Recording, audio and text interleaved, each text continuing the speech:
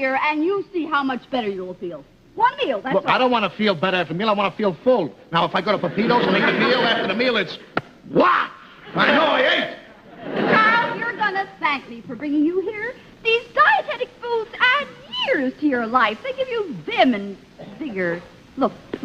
What? See that couple over there, right there on the side? Which one's the dough? Right there. Yeah. They have been eating here for years. Now, how old would you say he is? Maybe around 28, 29 years old. 84. You mean the guy with the crew haircut? Mm-hmm. 84 years old. Boy, kept himself in good shape, I'll say that. It turned out all right, too. Look at the young chick with him. That's his mother. That's it.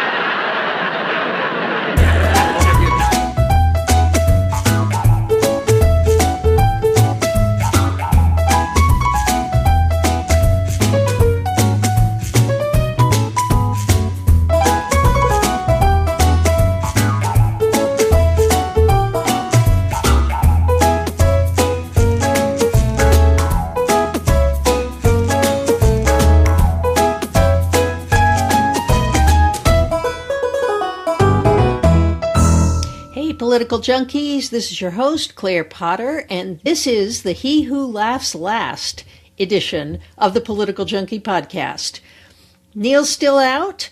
Everybody at Political Junkie's out except me, but fortunately, I had some company in the interim. David Margolick, a journalist who you may remember from the New York Times. He was a legal journalist for many years, covered trials like the O.J. Simpson trial, the Lorena Bobbitt trial, the William Kennedy Smith trial. Really, sensational crimes that defined the 1990s. David has increasingly turned to writing about culture. He has written for Vanity Fair, he's written for Newsweek, but he's also written a number of books. And most recently, this fall, he published a book about Sid Caesar, a long-needed biography of a man who really sort of reinvented comedy for television. As David and I are going to talk about the Saturday nights that Sid Caesar was on in his show of shows and the Sid Caesar Hour and every show he had in the 1950s was really what we now call appointment television. People would not go to cocktail parties so that they could stay home and watch Sid Caesar. There was a lot of rage that Sid Caesar was not rerun at some other time of week so that people who missed it could catch up so they could talk about Sid and everything he'd done that week with everyone else. Sid is also really famous for something called gibberish that comes out of the improv tradition. But Sid Caesar was brilliant at it, sounding like he was speaking French or German or Italian, when actually he was just sounding like it. They weren't real words, and he had no idea what he was saying. That was particularly significant in 1949, 1950. Imagine, we're only 5 years out of the Holocaust, and Sid Caesar, a Jewish comedian, is making fun of Nazis on television. Okay, that's a really big deal, which is not to say that Sid was out there doing politics. He really wasn't, but it was something that resonated to a generation of Jewish Americans who were dealing with the consequences of the Holocaust and the loss of so many ancestors, relatives, friends, and people they didn't even know, but the cataclysm of that event. Speaking of cataclysms, it's very difficult to have this conversation or read the book without thinking constantly of the death of Rob Reiner, the son of Carl Reiner, who worked in Sid Caesar's writer's room and on the show. Another person that young people might remember is Mel Brooks.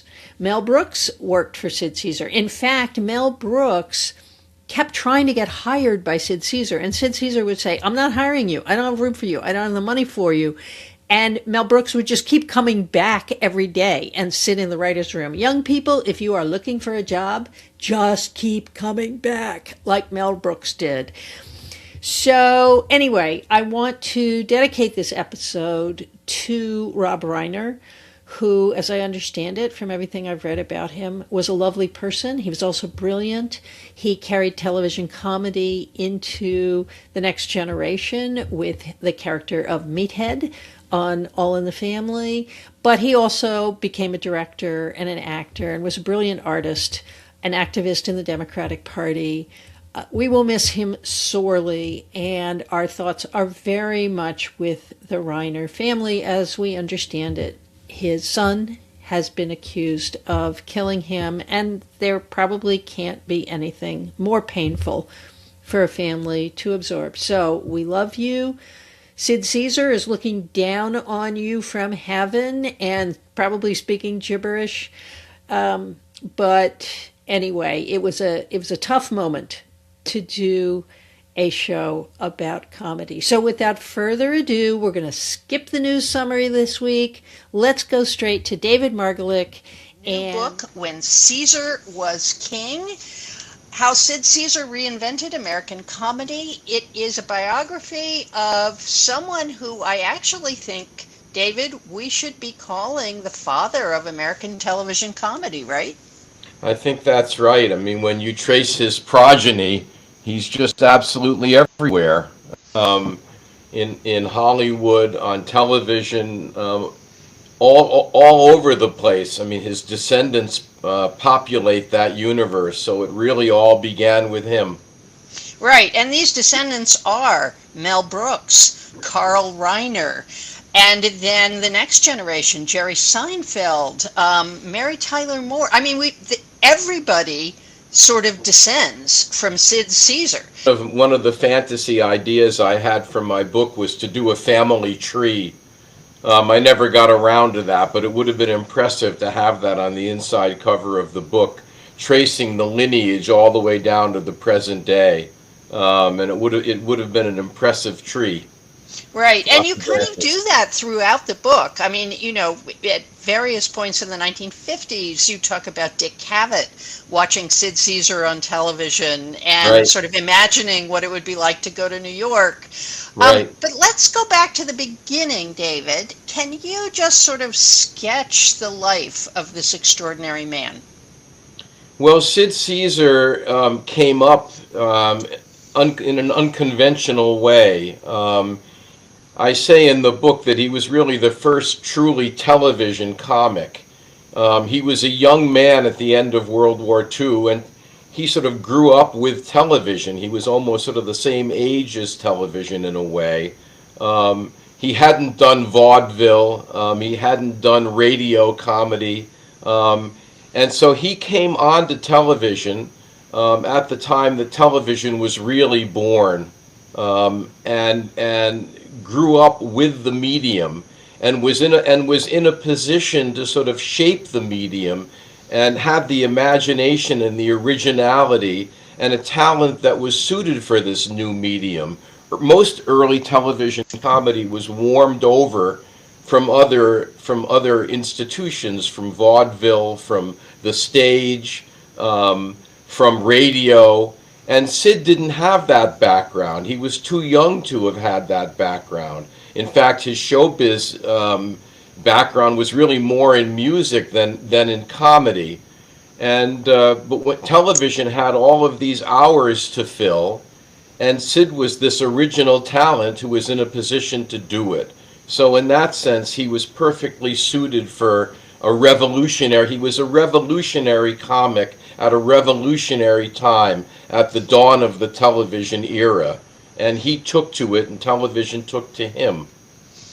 And he does have a connection to one phenomenon that we associate with the history of comedy, the longer history of comedy, which is the Catskills. And he actually begins his career, spends a relatively brief time functioning in that resort atmosphere. Can you sort of sketch that for me? Because some of the guys that he later cultivates and who become famous on their own, Carl Reiner, Mel Brooks, they also have their toe in the water of the Catskills. And there is something specifically Jewish about that humor that becomes American when it goes to television, right? Well, yeah, I think that you used the right term when you say he had his toe in the water there, because his background in the Catskills was not the conventional one. He was up there all right, but he was really a musician.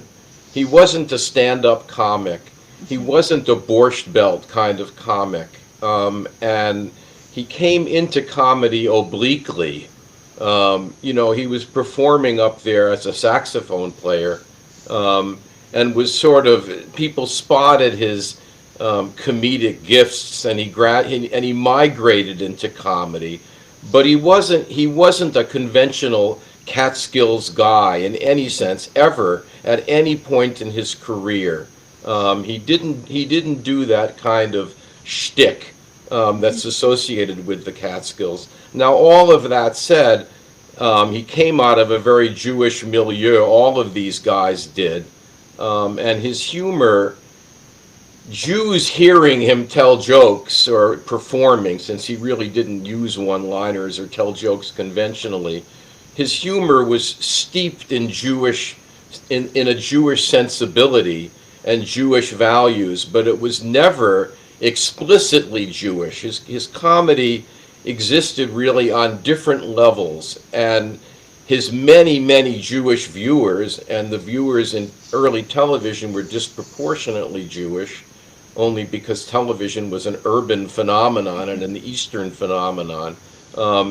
His Jewish viewers would have picked up all of these tropes and would have recognized him as one of their own. But his humor was appealing enough over a wider sort of community that Gentiles enjoyed him plenty too. So there were different levels to his humor. There were, as Irving Howe put it, the waves to the folks back home. I mean, Jewish viewers would have known that he was one of them, but his humor had a much broader appeal, and people at times may have laughed at different things, Jews and Gentiles, but they laughed, and that was what mattered. There is this kind of doubling that you're talking about the humor, that reflects a period in which a generation of American Jews who are American, but steeped in this sort of culture of having grown up under first-gen or even immigrant parents, are literally juggling two cultures at the same time and making something completely new. Yeah, I think that's right. And, we tend to forget that anti-Semitism was alive and well at the time that Caesar was prospering. And he and all of his colleagues were very careful to sort of downplay anything conspicuously Jewish. There was almost no Yiddish, for instance, used on Caesar's shows. Only later on in his run, which lasted about 10 years, did they throw Yiddish around, and it was only when they were doing spoofs of Japanese movies, oddly enough, because some of the Yiddish words, could be repurposed into fake Japanese. Right. You could say "starka" or "shmata," and with the right accent, it almost fit into the Japanese, but all of the Jewish viewers would have recognized these words. But they downplayed anything explicitly Jewish, and that was because they didn't want to be conspicuous in any Jewish way, and they felt there was a certain anxiety and a certain risk averseness, a certain caution in their comedy. They didn't want to arouse anti-Semitism. They were very conscious of their politics because most of them were coming somewhere from the left, and it was the McCarthy era, and so they steered clear of anything political. There was this underlying insecurity that they felt. I mean, it's interesting because Sid was a very strong guy. He was a big guy. He was a vital guy. I mean, he was energetic. But in his own way, he was instinctively cautious. He did not stick his neck out. His comedy was innovative and original, but it was not offensive. He didn't have. There was nothing political in it. I mean, in the entire run of the show, which overlapped with the Eisenhower administration, the name Eisenhower came up once. There was nothing ever explicitly political. And Carl Reiner put it very bluntly, unusually bluntly for Carl Reiner, who was careful in his own way, because he had an explicitly leftist background. And he said, he said Sid was very cautious with Gentiles around. He was very polite when they walked into the room. And he said, we all felt this way, that they were the ones who owned everything, and we were merely renting. And I think that described the sensibility of all of these guys. They were prospering. They were on top of the world. They were making a lot of money. They were very successful. But ultimately, they were very cautious. As Jews in 1950s America, they tread lightly. Right, and of course, lurking in the background there, in case our listeners are not putting these two things together, is the Holocaust. And this is a generation of Jewish youth born in America who have actually witnessed an extraordinarily successful generation, multiple generations of Jews wiped out in Europe who Right. actually thought that they were secure, and then suddenly it all fell apart. So they're not nuts to be cautious, right? No. I mean, they had every reason to be cautious, and it was woven into them and was hardwired into them. They were Yeah. they were instinctively cautious, which made what they accomplished that much more extraordinary. I mean, the comedy, they found a way to be original, without risking themselves unnecessarily. And I often think that like the 2,000-year-old man, all of the Jewish humor stayed in Caesar's famous writer's room. They didn't Yeah. let the 2,000-year-old man out. As Carl Reiner said, we trotted him out for our Jewish and our non-anti-Semitic Gentile friends. Right. That was Right. the only place where he made his appearance. Never on any of Caesar's programs. Right. Well, let's talk about that writer's room, because, one of the things I was thinking about as I was reading your book is writer's rooms in later periods that I've heard about. And, Tina Fey writes in her memoir of being in a writer's room and seeing these sort of glasses of liquid standing around. And she reaches for one at one point, and a guy says, "Don't touch that."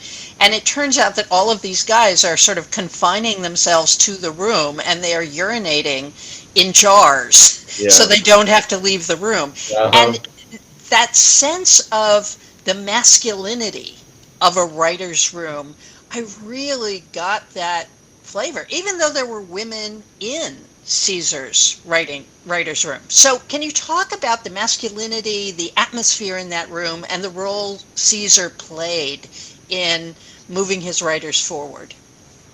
Well, the first thing to note is that there were different Caesar's writers' rooms. And part of what I had to do in this book was correct the record.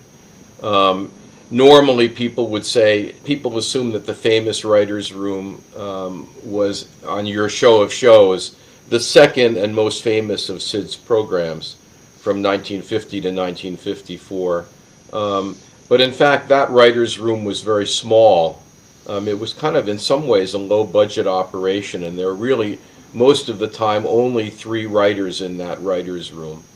Mel Brooks, Mel Tolkien, and Lucille Callan. And you're right, Claire, that it was unusual at that point to have a woman in the writer's room. We're talking about 1949 in the prior show, and then throughout your show of shows.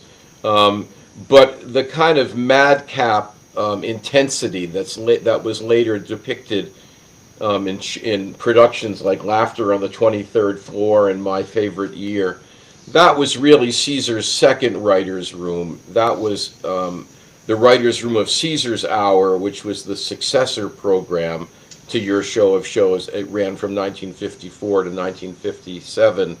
and that's, that was the writers' room where Mel Brooks, Neil Simon, Larry Gelbart, Mel Tolkien were all in the room at the same time, along with Sid and Carl Reiner and Howard Morris. That was the populated writers' room, Right. and that's the writers' room of lore.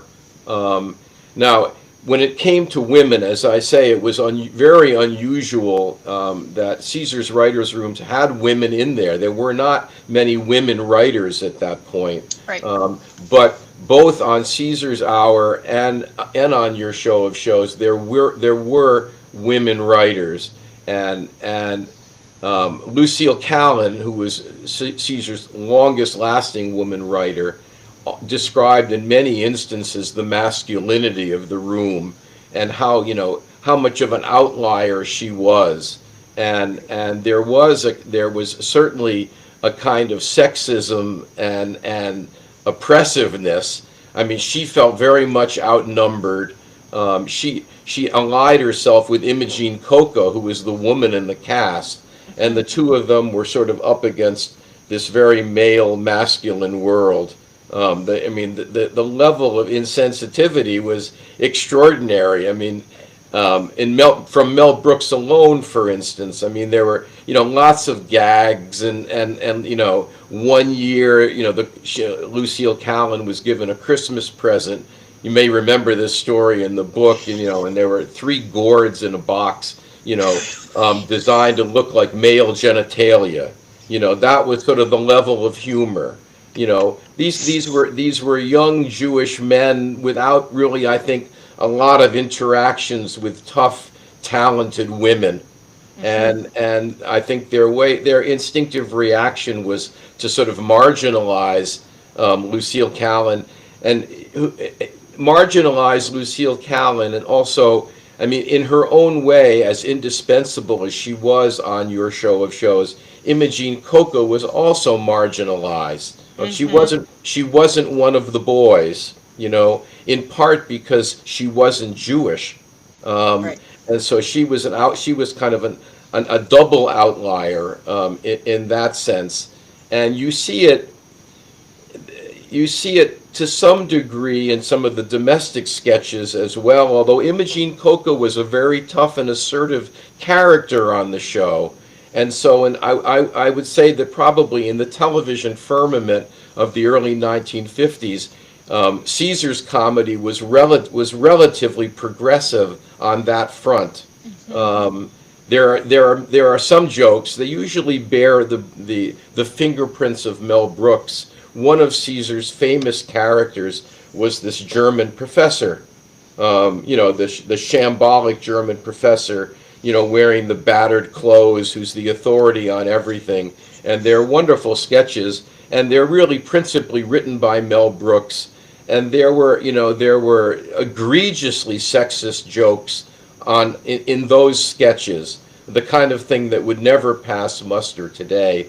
But I think they're pretty much the exception on Caesar's shows, and later on Caesar's Hour, when Nanette Fabray takes Coca's place as the female interest in the show, as Sid's wife in the domestic sketches. She's also tough in her own way. But that world was not easy for women, and the woman writer on Caesar's Hour, Selma Diamond, who became sort of a famous bit actor and comedy writer. One of the writers, she didn't last long on the program, and one of the writers said she was just eaten alive, and she fled, basically. She lasted, I think, less than a season.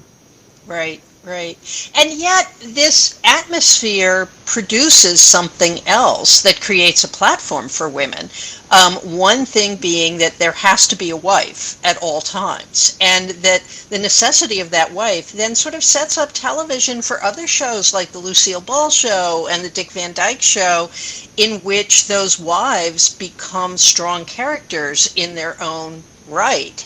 And in a way, all of that is really descended from Sid Caesar, right? I think that's right. I mean, I'm not totally familiar with the chronology, but the domestic sketches on your show of shows did precede Lucille Ball, not by Right. much, not by much.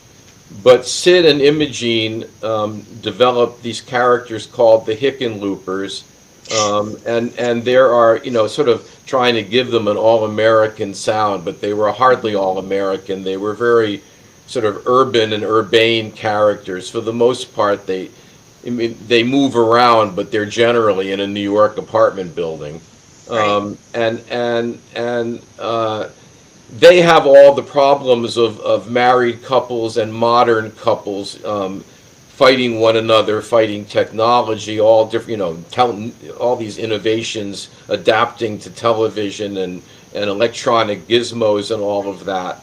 But they are an egalitarian couple. As big as Caesar was and as small as Imogen was physically, she stands up to him. She is not a pushover by any means. In fact, she's sort of running things for the most part. She's dragging him around. She's making him do things. She is no pushover. And in that sense, it really is the prototype of the later strong woman character. She's not June Lockhart, on Lassie, and she's not some scatterbrained character like Lucille Ball, like Lucy Ricardo. I mean, she is a very strong and assertive character. Yeah, and the one way I would say Lucille Ball is kind of descended from Sid Caesar is the physicality of her comedy, and you also see that in Mary Tyler Moore. Carl Reiner's show, the Dick Van Dyke Show, Right. is another direct descendant. And listeners, if you want to see a fictionalization of the antics on the Sid Caesar show, watch the Dick Van Dyke Show, because Reiner really takes that material and cleans it up a lot. Right. But turns it into comedy gold, that the writing of a comedy show is itself funny. Yeah, well, one more of the things, the myths, the Bubameises, to use a word, the sort of old grandmother's tales in the historiography of Caesar's shows, is the idea that I'm not an authority on the Dick Van Dyke Show. I think that Frank Rich's term for what Reiner did on that show is applicable. He Protestantized it. Yep. He Protestantized the world, Sid Caesar's largely Jewish world. I mean, at one point, all 7 of Caesar's writers on Caesar's Hour were Jewish. But the mythology of Caesar's writers' rooms is that it was kind of all frolicking around and all these funny guys topping one another with wisecracks and, going out and drinking with one another at the end of the day and being big buddies. And that's not true. I mean, this was a dog-eat-dog kind of world. Yeah. And they were very competitive. They were insecure. They were all vying for Caesar's attention and respect. And there was great rivalry and hatred even in that room. And when you read the contemporaneous accounts of it, the few sort of candid accounts that emerged, you realize this. And it was cleaned up. I say in the book that it was caramelized later on in depictions, like I imagine the depiction on the Dick Van Dyke Show, and I don't have to imagine it on Laughter in the 23rd Floor or My Favorite Year. This was a rough world, and the thing to keep in mind, these were all people. These were principally young Jewish guys who were one step out of immigrant families, and one step away from the garment district. That was the fate that they all faced if they didn't make it in show business. And they were fighting for their lives. Their family members had worked there. Carl Reiner had actually worked there for a little while. And this was the fate that they were all trying to avoid. And they were trying to stay on top of their game, and they were trying to impress Sid Caesar, who was really determining their fates. And when you read about what that world was like, it was not an easy or comfortable or, as I say, it wasn't fun and games. It was tough work, and it was a tough existence. Yeah, and Sid Caesar was not a nice man. And let's, sort of put a pin in that. I think one of the things that I did not understand until Robin Williams killed himself was how dark so many of these comic geniuses are. And Caesar was, to put it bluntly, a man of enormous appetites, both in terms of food and in terms of drink. He struggled with alcoholism for much of his adult life, and that was really a reflection of how much this very ambitious world pushed him to be Sid Caesar every week, and the effort of putting together a big show every week, which I think you describe beautifully in this book, that they have Sunday off, and then every day up until the filming of the show in front of a live audience is more and more and more and more pressure. And then there's a big crash, and then they take a day off, and then they do it again. Right. So it's not surprising that he turned to alcohol, but can you tell us a little more about this man and his relations with others? Well, I would clarify things. I would slightly modify your characterization of him. Mm-hmm. Now, he wasn't always a nice man, that's true, but he was mostly a mystifying and opaque man. Right. He was extremely hard to read. I mean, he wasn't Jackie Gleason, who was sort of famously abusive to his writers and had nothing to do with them, and got his jokes slipped under his door and would throw them back at his writers without interacting. It wasn't that Caesar was unkind. It was that he was hard to read. He was difficult, almost impossible, even for his intimates to understand. He was a tortured and damaged man. He had an unhappy childhood, like so many of these people, and he had withdrawn through various devices. I mean, he had a wall around him, and so he was remote. He wasn't abusive. He was just remote. And it's true that he had extraordinary pressures on him. As you say, Claire, the idea of putting out a live show week after week, performing before 20 million people, knowing that the margin for error was minuscule, right? And that there were no second takes, and pulling it off on time. It ate him alive, and it accounts, really. It's one of the two things that really accounted for his burnout and the brevity of his career. I mean, that's the first question really that his biographer has to ask is why did he burn out so quickly? Right. And your description of the routine that they all faced is really the best answer for that. I mean, obviously the television audience changed too, and we can get into that. But Mel Brooks describes how you could literally see Caesar's brain cells burning up. There was just no way that, to use a term now, a contemporary term, there was no way that his career was sustainable.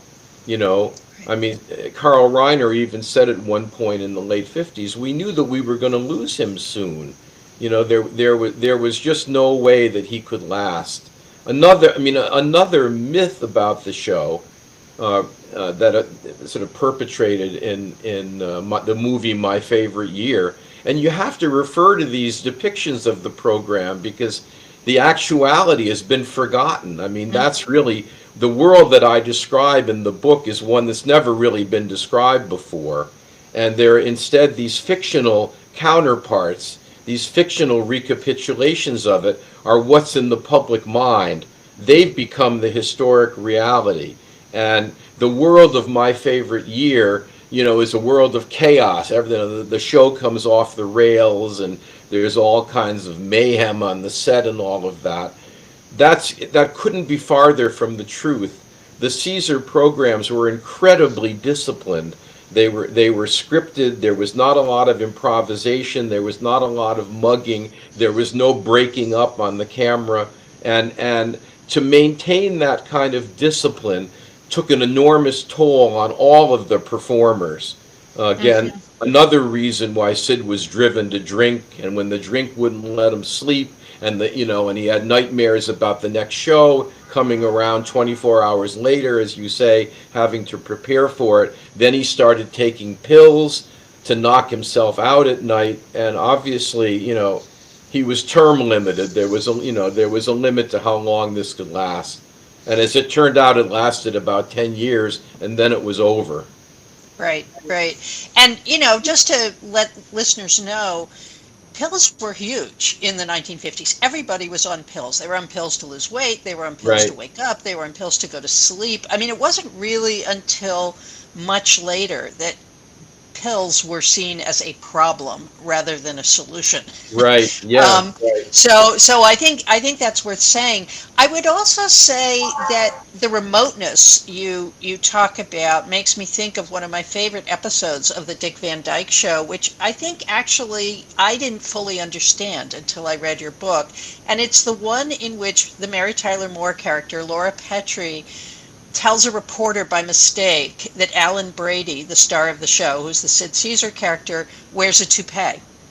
Right. And Alan Brady, who is played by Carl Reiner, almost never appears on the show. You almost never, ever see him. So he is that remote character. But this is an episode in which he appears, and the second or third scene opens with Alan Brady, Carl Reiner, talking to his toupees, and there are 5 toupees on styrofoam stands, and he's basically saying, "I got to fire you guys. It's all over," and so on.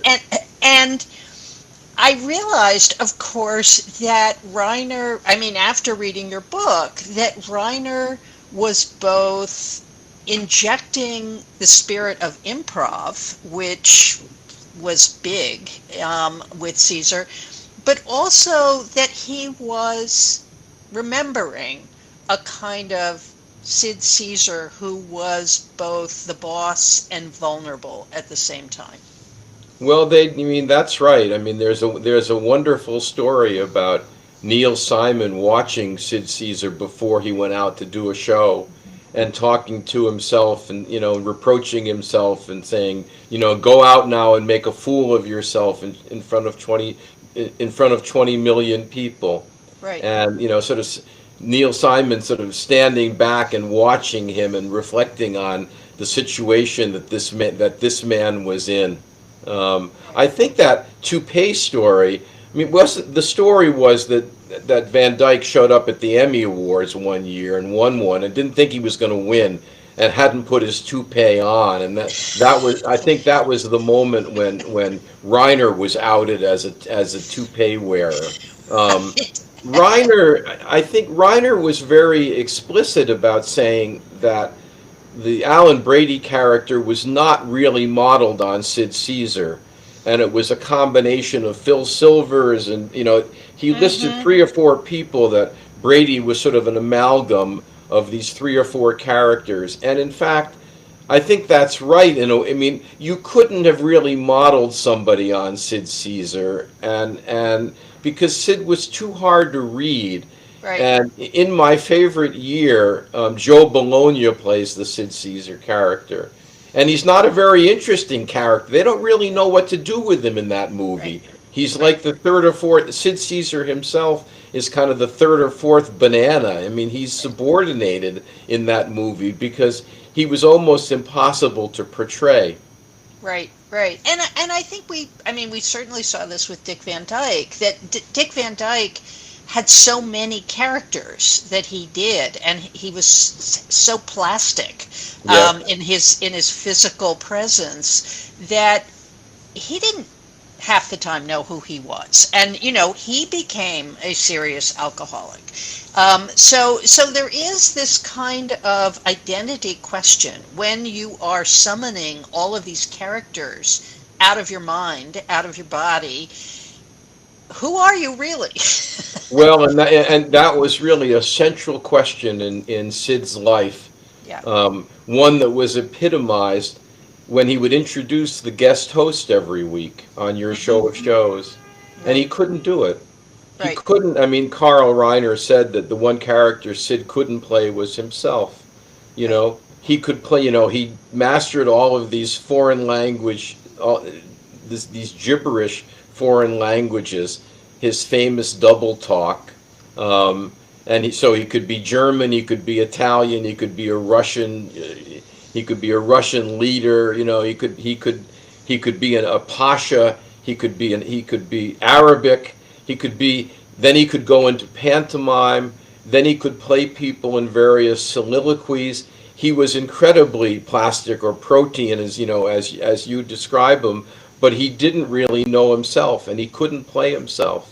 Right. He fell over himself when he was introducing these people, and then you see him run off the stage, and he's not just running off the stage because it's a live show and he's going to appear in the first sketch, and he can't linger on the stage. The show has to go on, but he's running off the stage to run away from himself, and to run into his first character. And once he was playing somebody else, then he rose to great heights. But whenever he left the stage, he started to fall apart. Right. And really, his success creates a world that then kind of destroys him.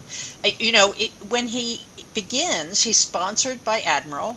Admiral makes television sets, and like radios before them, television set companies created television shows so they could sell sets, so that people had something to watch. And watching Sid Caesar became this sort of obsessive American activity. So Admiral is selling thousands and thousands of television sets, which then makes it possible to create other shows. So Caesar only gets to enjoy a somewhat singular success for 2 or 3 years before all of a sudden there are other genres coming at them. Lawrence Welk, the anodyne Lawrence Welk, becomes a huge competitor for him. So talk to us a little bit about Caesar's decline. Well, as I say, Claire, it was really a two-pronged thing. One was that he was eating himself alive, and that he was maintaining a routine that was just unsustainable. As I say, that there was no way that anybody could keep up that kind of ritual week after week and last. There was what Sid Caesar was doing to himself. But as you say, there was also the issue of television changing. And the basic variety show that Caesar was doing, your show of shows, was really a variety show.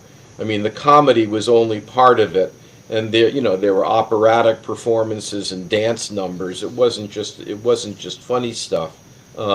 They were expensive, and sitcoms were much more controllable and cheaper to put on. And they were easier to write for because you were dealing with the same characters all the time, and they were the model that television ultimately adopted, and Caesar didn't fit into that. He didn't want to play the same character week after week. He just abhorred and ridiculed sitcoms. He wanted the freedom to do whatever he wanted to do without being in a locked format. So in that sense, he was becoming, and sitcoms were much cheaper too. So his version of television comedy was already becoming dated and expensive, and a luxury that television didn't want to pay for. That was the first change. The more important change was that television was spreading beyond its original 13 colonies in a way. It was growing and spreading out into the countryside. Television initially was a northeastern urban phenomenon. Television was New York and Washington and Boston and Philadelphia, and the audience was urban and sophisticated in a way. And gradually television, there was an enormous demand for it all over. Everybody wanted to watch it, and the cable had to spread further out into the country before television itself could follow. And when that started to happen, the audiences changed and tastes changed, and Sid suddenly became kind of highfalutin, and people looked upon him and sort of thought him in a way condescending. They were actually offended by Caesar's style. There was nothing emollient or ingratiating about Caesar. Caesar, as I say, was remote, and they felt that he was sort of looking down on people. He was condescending. And a new model developed of more anodyne television, as you say, and the epitome of that was Lawrence Welk. I mean, the contrast between the original brand of television and what television was destined to become was perfectly illustrated by the rivalry, if you can call it that, since they represented two such utterly different worlds and audiences, as Lawrence Welk, of all people, and Sid Caesar. And it turned out that in his last season on a really successful weekly show, the last season of Caesar's Hour, that Sid went up against Lawrence Welk. And his first response, even before they were up against one another, when it was only in the offing, was to ridicule Lawrence Welk. He did a sketch at the end of the prior season in which he takes off on the Welk show, and it's highly uncharacteristic of Caesar. As I said before, Caesar's comedy was, in a way, it was sophisticated, but it was gentle, and it never took anybody on. There was nothing brutal or harsh about it. But Lawrence Welk was an exception. I think that on some level, he recognized that this was the future of television, and maybe he needed to take the gloves off. And these sketches, he did 3 of them actually, which was very unusual. Wow. 3 of them in a 4-week period over 2 seasons. He took off after Lawrence Welk. And they're brutal. I mean, they're really mean. And I think that on some level, he must have recognized that Lawrence Welk was going to do him in, and he did do him in. He knocked him off the air, notwithstanding the fact that Sid was on mighty NBC and Welk was on ABC, which was then an also-ran network. But the trend was inexorable that the audience, Caesar retained his audience. His fans were devoted to him, and there were all kinds of protests when he went off of the air. It's kind of poignant in a way. I mean, I describe it in my book that television was still so young that Caesar's fans thought that if they protested in various ways, even by taking ads out in the New York newspapers saying, please preserve Sid Caesar, that they could make a difference, that television would try to serve them, And in fact, obviously, the ethos of television was the bottom line, and even though Caesar retained his audience, the audience was getting bigger and bigger by the year, and Caesar's audience was becoming a smaller and smaller slice of it. And the Lawrence Welks of the world were taking over. They were taking over television, and there was really no room left for Caesar, even if he'd been in a position to keep going, which he wasn't. Right. So by the 60s and 70s, gradually Sid Caesar is nowhere, but he's everywhere, because all of the people who he worked with, principally Carl Reiner and Larry Gelbart and Mel Brooks, but also viewers who absorbed every lesson he had to teach on his various television shows, are taking over television. And so it's not just the Dick Van Dyke Show, but it's Mel Brooks going into movies and making these zany films that in some ways are sort of bigger versions of some of the sketches they used to do with Caesar. But also the Carol Burnett Show, which is a version of your show of shows.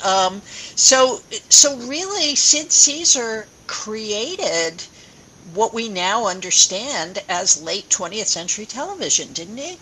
Yeah, and I mean, what's remarkable to me is that he was left to sit back and watch all of these people follow the template, follow the model that he had created, and it's a sad thing to describe that all of his disciples went off and surpassed him, and sort of left him behind, in a really incapacitated way. I mean, he describes the years between 1960 and 1980 when he finally cleaned up and stopped drinking. He had this kind of existential crisis and stopped drinking and stopped pill popping and became obsessed with physical fitness and all of that. But for 20 years, he was really pretty much out of it. And he's also all over the place in the sense that there was such admiration for him and gratitude to him that people tried to give him a helping hand and prop him up and maybe give him a chance to come back, to rebound. And so you see him on television. You see one-time adversaries like Gleason sort of set aside almost entire shows for him. Wow. In order for him to do his old thing. It's a sad spectacle to see. You see Johnny Carson having him on, Dick Cavett interviewing him, Carol Burnett having him on. I think it was her second show. Everybody paying homage to him and acknowledging that it all started from him and trying to give him a helping hand. That did not extend, oddly enough, to his more direct disciples. I mean, for instance, he was never on the Dick Van Dyke Show. I mean, he never was given a guest slot. He was kind of hard to cast. Who would he have played? The only person who really ever threw him work during these bleak years was Mel Brooks. And you can see Sid doing cameos, in a couple of Mel Brooks's movies. And I think that was because that's an example of something that I described, that the people who worked for Sid, I think they were happy to get away from him. Sid was kind of a train wreck, and they wanted to distance themselves, but they never stopped acknowledging the debt that they owed to him. And people like Mel Brooks and Woody Allen, we haven't mentioned him, but Woody Allen came into the Sid Caesar story in Sid's final years, really, before the blackout years, in the late 1950s. Woody Allen actually wrote for a couple of Sid Caesar specials. And when you talk to Woody Allen and Mel Brooks, as I did at considerable length for this book, they really went out of their way to talk about their debt to Sid. And it was very touching to hear them do that. And I think that, I've said that I think that there are two reasons for that. One was that he was their hero. I mean, their comedy began with his comedy, and they felt that they owed him a tremendous debt, especially Mel Brooks. I mean, Mel Brooks said on many occasions, no Sid Caesar, no Mel Brooks. And they had an unusual sort of sadomasochistic relationship. I mean, they were really codependent for 10 years. And Sid really discovered Mel Brooks, as he famously said, even though Sid was not a man for one-liners at all. And, I think Carl Reiner said, I never heard Sid Caesar tell a joke. But he had a good line about Mel Brooks that he said, when he found Mel Brooks, Mel was living underneath a hovel. That was, Sid found Mel Brooks. He lifted him out of obscurity. He appreciated his bizarre sense of humor. He protected him from all of the people who didn't like Mel Brooks, including Mel Brooks's colleagues who were driven crazy by him and were jealous of him because Mel had a genius that some of them didn't have. But when you talk to someone like Mel Brooks or Woody Allen, they were eager to acknowledge their debt to Caesar, and also felt that that Caesar had been shafted, had been treated unfairly by history, and had been forgotten in the way that I discovered when I set out to write this book, that there was a story to tell about this man and his influence, his rise and his fall, and they felt that he should be restored to the position that he deserved, which I think was the reason why they were so eager to talk about him. Well, you did a great job of that. And listeners, when you buy this book and read it, you're going to see all kinds of things that you recognize from your childhood, but also in contemporary life, on television, in the movies. So I've sort of given our listeners an idea of why they want to read this book now. But what would you say, David? Why should our listeners read this book now? Well, I think first of all, it's just such a great story. It is. We're all storytellers, and I think the story about a great figure who's been forgotten is irresistible on two different levels. What made him great, and how he put it all together, and then what the hell happened to him. Mm-hmm. And it's just, it's a story about America in the early 1950s. It's a story about the seismic effect of television, and the appearance of television on the scene, and how it changed everything. It's a portrait of Jewish life in America, and the evolution of American Jewish culture, and the influence of Jewish culture on mainstream culture. It has all of these different grand and enormous themes in it. And then it happens to be, somebody described to me, one of my old editors said, I've never laughed so hard at a story that's so sad.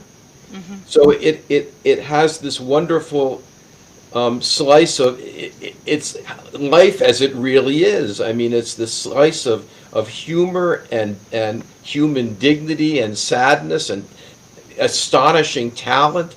There are all of these different elements in the story. I feel as if I plucked this thing out of obscurity in a way, and I, like Mel Brooks and Woody Allen and all of these people who talked about Sid Caesar, that I've restored him to the position that I think he deserves. And I think it's, he had such an outsized impact on American culture and American comedy in the way that you described, Claire, that, if you want to know where we are now in American comedy, you really need to go back to these beginnings, and then all of a sudden it makes more sense. If you watch Saturday Night Live, you need to know what its antecedents were, where it all started, and in some ways how it all degenerated, because, in a way, the comedy that these guys were doing was really among the best that ever appeared on television. It appeared at a time when television still had great dreams and aspirations, and in a way, commercial television in these years was cable television today. It was a more rarefied and sophisticated audience, and these guys reached for the stars and found them. And I think it's just, I guess I'm biased, but I think it's just a wonderful story. I agree with you completely. David Margolick, thanks so much for coming on the show. Thank you, Claire.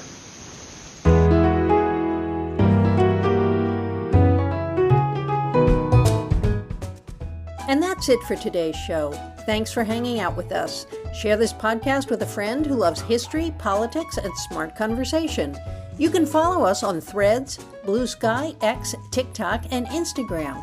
Go to the Political Junkie Substack at clairepotter.substack.com for show notes, more episodes, to leave a comment or question, to subscribe for free, to buy David's book, or to support our work for as little as $5 a month. You can also subscribe for free by searching for Why Now on your favorite podcast platform. If you do, please leave a rating and a comment so that other listeners can find us. This podcast is supported by the New School for Social Research and for paying subscribers.